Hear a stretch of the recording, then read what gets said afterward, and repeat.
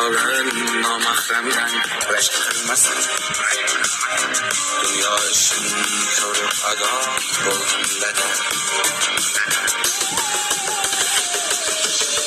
o'zbek qizi TikToklarda patin qilsa, bir nomussiz erkak unga shartlar bersa, yana qancha shayton vaqti kulib tursa, bu kunlarni ko'rib ado bo'ldim dadam.